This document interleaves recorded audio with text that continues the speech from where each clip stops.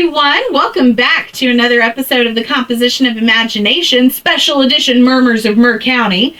And I am your host and author, Stevie Jo. With me, as always, are my book guardians, Superman and Moosey.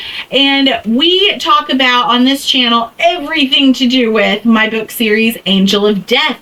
And this little mini-series we have going on called Murmurs of Mur County just dissects the character development further. And we have been talking all month long about Elias. All week long, we've been talking about Elias as he is in Veiled Commandments, which is the third book in the series. So be sure you check out the other two videos we have. That way you're all caught up, because we are starting with chapter 17 today. Chapter 17. And that picks up immediately where chapter 16 left off. So, after getting attacked by a Lycan at Sky's house, Elias goes home to find Lilith waiting on the front porch. He quickly is able to determine she was not waiting for him, but he doesn't say anything. He just walks past her, goes to his private bathroom, and strips down so he can shower. The injury he received from the Lycan attack, the one that's kind of on his chest, like below his peckish area, is already healing and leaving a scar that transforms into a tattoo. So here's another tattoo that we get to kind of see up close, because he is covered in them, but we don't know what a lot of them are. So this is a rare glimpse.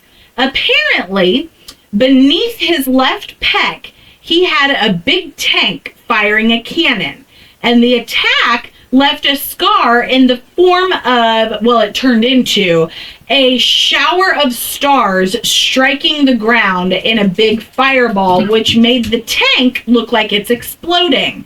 He's kind of sad for that because he really liked that tank tattoo. So what do you think that tank represents? Oh, he probably served in World War II. That's a valid, yeah. I was thinking maybe it serves, I don't know how I want to put this in words, something almost like a fortress, but not a fortress. Because a tank, you almost want to think of it as like a fortress on wheels, the way it is a powerhouse. It's made for destruction, and it's made to not be easily demolished at all. I mean, how do you destroy a tank? Yeah. So, only with another tank. With a fireball from the stars. Yeah. So, I think it's something to do with, like, resilience. Resiliency. Thank you. And something along those lines. So almost like he's saying that he is like a tank. Almost, yeah. Yeah. Okay. Yeah. All right. Very good speculations. I like that. So a couple things happen when Elias gets in the shower. First of all, he does ponder on Skylar's ability to heal wounds, because before he made her fall asleep and calm the fuck down, she tried to heal him with ointment. She uses a combination of magic and nature to heal people from stuff. So commenting, he even goes so far as to comment to himself, she's so close to having the gift of life, but he doesn't feel it in her and doesn't know if that's good or bad. In the end, he kind of banishes some thoughts that he wasn't ready to acknowledge, choosing to believe that maybe she's just really in touch with her magic instead and nothing more. The second thing that happens while he's in the shower is Lilith just kind of traipses her way into the bathroom to talk to him. She sees his onyx. He had taken it out of his pocket, put it on the sink, and just left it there while he showers. She sees that onyx and is very tempted to steal it and just take off, viewing it as the most coveted and rare gem of all. At one point in the chapter, Eli acknowledges that even the gold chains he wears for the onyx, he has 8 gold chains for them. He did have 9, but he gave that one to Skylar. Even the gold chains he has for the onyx are valuable, but only when paired with the onyx. In fact, some would try to kill him to obtain that gem. So what do you think is so special about that particular onyx, and why the fuck would Lilith want it? Maybe it's the original onyx. Okay. You know, like when they initially started creating gems. That might have been the very first one. Okay. I think it's still like almost like a gift from his sister. Okay. Is that what I was starting to say before? Mm-hmm. Yeah, I still think it's like a gift from his sister, maybe. And it has a lot of power that she knows about, which is why she's contemplating stealing it. okay. Both, again, very good observations. I think also she wants to use it for leverage. Mm. That's a good one. She's worried. She's worried that the jig is up. Which, yeah, we're about to find out. I mean, Is that- how? And Finally you gotta. found me. Yeah. yeah. Because she decides not to take it. Yeah. Because she even says he would chase me down before I can even leave the bathroom. Like, he would have me. So, it's safe to say that the reason Elias left the gem there in the first place is because he knew she wouldn't touch it. He had that much faith that she would not try to run away with it. As the two of them converse about some recent creature attacks, Elias implies that Lilith might have some insider info on these attacks. He knows, and he even says this to her, he knows she has killed before and she would not hesitate to do it again, so why wouldn't he think to connect her to it? And as he gets out of the shower and gets dressed and all that, he casually explains, you know, Sky and I happened to be attacked by a lichen tonight. Do you know anything about this? And of course, Lilith tries to play coy, like she doesn't know anything. But Eli is totally onto her and tries to intimidate her to get her to confess the truth. But the truth reveals itself when Ava comes into the house calling for Lilith. That's when Elias knows he has her, and he tells her if anything bad should happen to Skylar or Ava, he will take away everything he's given her, which quickly puts Lilith in her place. And this is one of the first times we really get to see kind of a cruel side to Elias. He claims to care about Lilith, but he's so quick to just turn on her and lose patience with her insolence. It's not really. It is a cruel side, but it's also, look, I understand you got your little quirks, but when you attack me and my girl, it's your ass. Okay. That's not being cruel.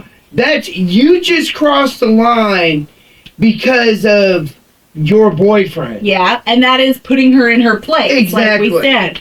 So what do you think about that kind of more intimidating side of him? I like it because he's finally putting his foot down.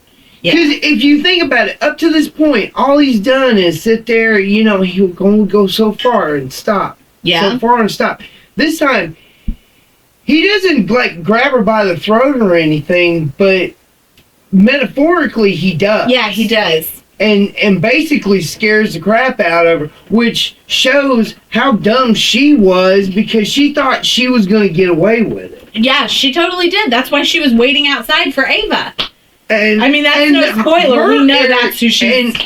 And that's why I love down the road. But talking about right now is she realizes she can only go so far. Yeah. But it doesn't really stop her. Yeah, you're right. It doesn't. In chapter 19, Elias decides to continue this whole, like, I'm putting my foot down and using my tactics.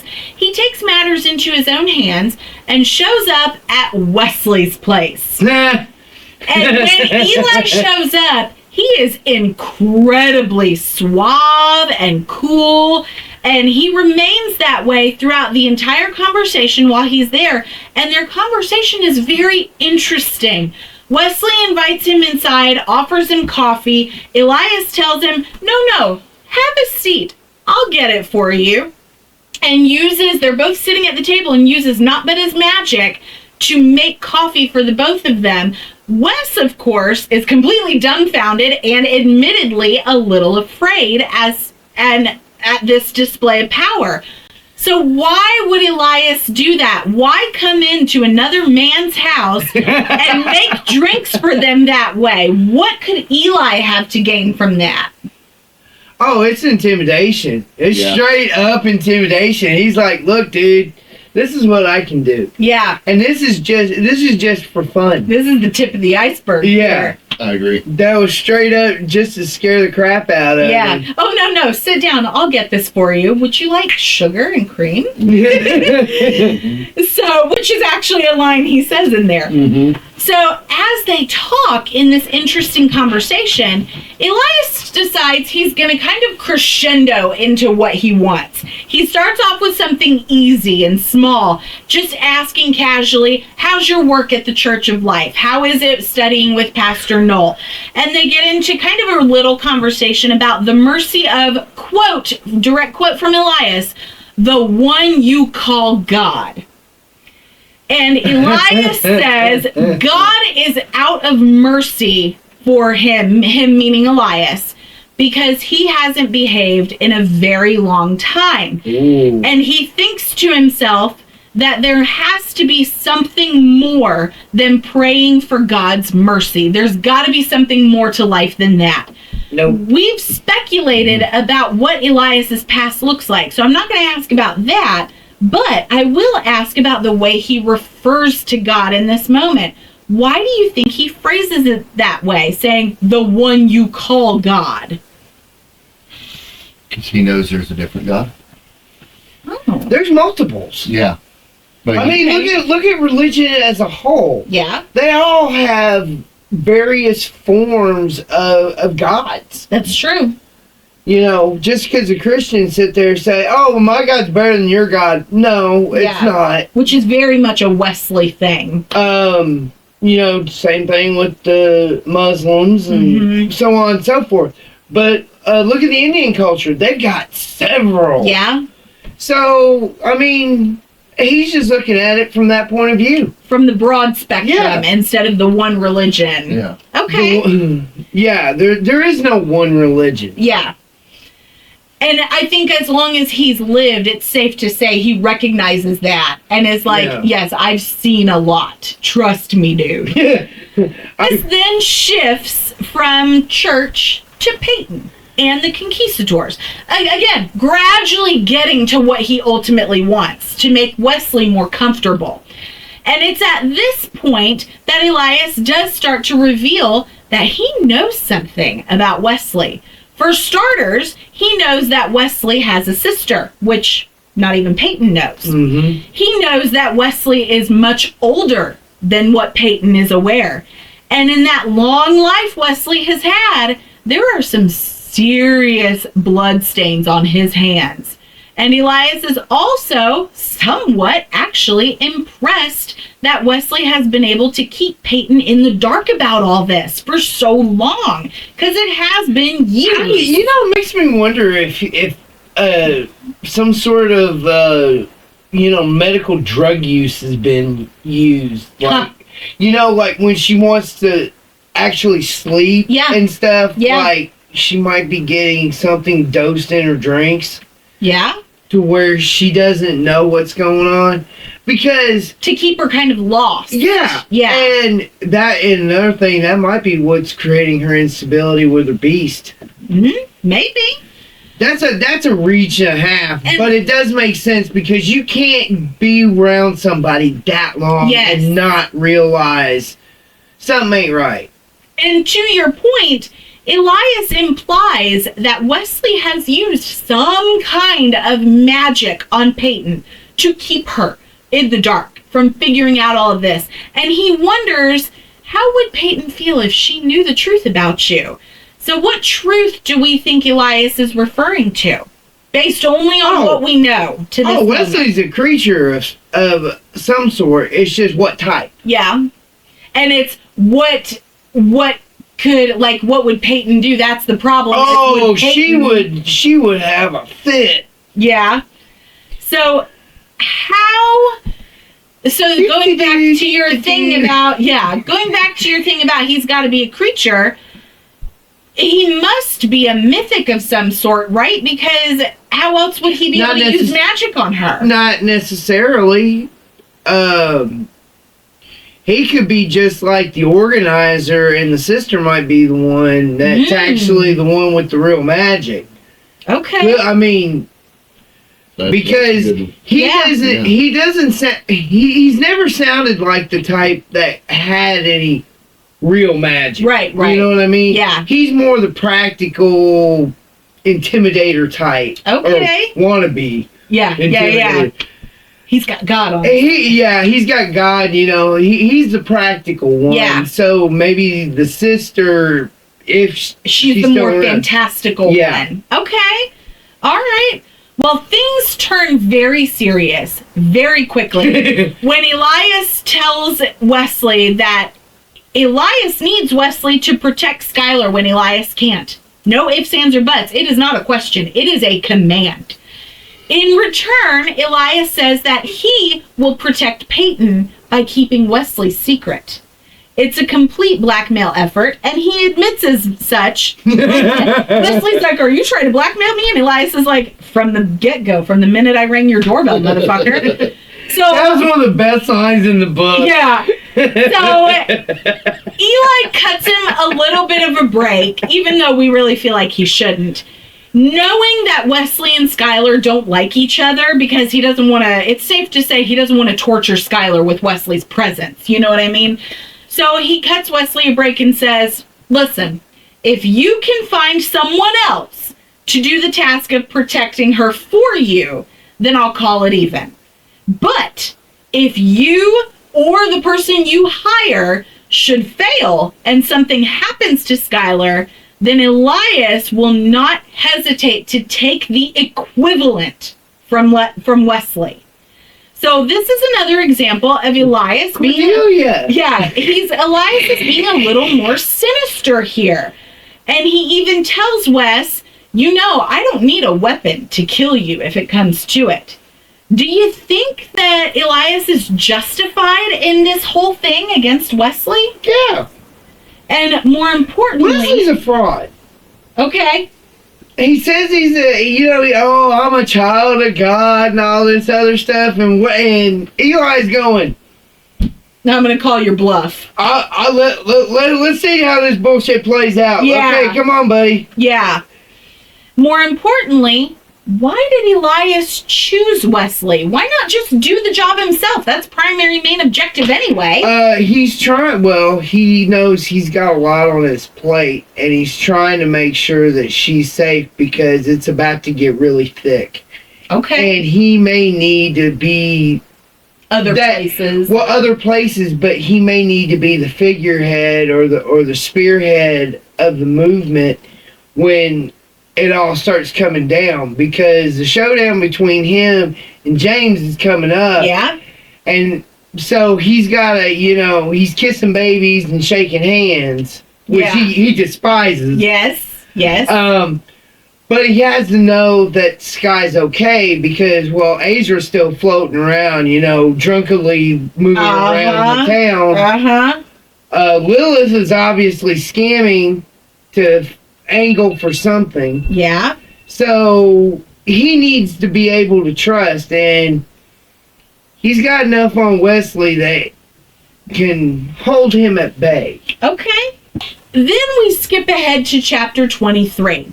Elias has not seen Skylar all day, and when he finally does see her, she's in the Devil's Fountain with Peyton.